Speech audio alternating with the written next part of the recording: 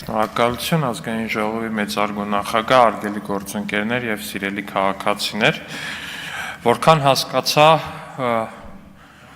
կուսակրոնության ուխտը խախտած երթմնազանց ու ուխտադրուժ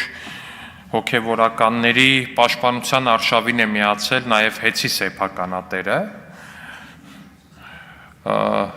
Տաշիրի Սամվել Կարապետյանը, ինչը իմ համար չափազանց զարմանալի է, որտեղ իմ ընկալմամբ մի երկրում, որտեղ տենց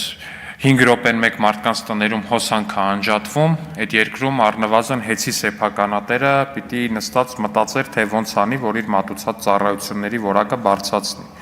Բայց սրա մեկնաբանությունը նորից էլի շատ հայտնի է ու շատ հստակ է, մամուլում էլ արդեն գրվեց սրա մասին, այս պայդրությամբ կարելի ասել, որ վերջին շրջանում շատ ու շատ լուրջ քննարկվել է հեծի կողմից նմանատիպ վարքագծին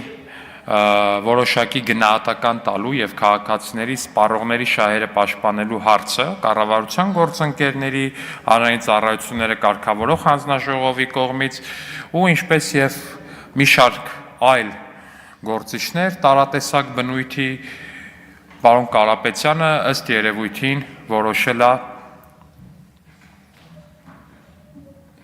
Կարապետյանը ըստ երևույթին որոշել է որոշակի քաղաքական հարգելի գործընկերներ կներեք էլի ես խանգարում եմ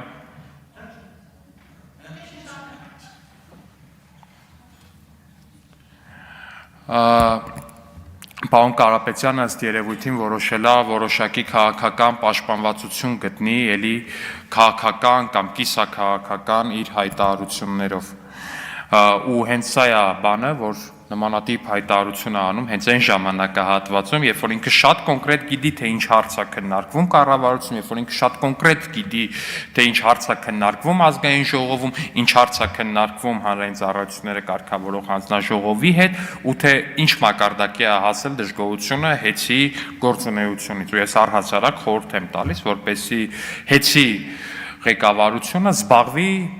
մեր քաղաքացիներին եւ իր սպառողներին նորմալ հոսանք մատակարարելով, իսկ Կտրիչ Ներսիսյանին եւ մնացածին, որքանով մենք հասկանում ենք, հոսանքը այդքան էլ պետք չի այս պահի դրությամբ։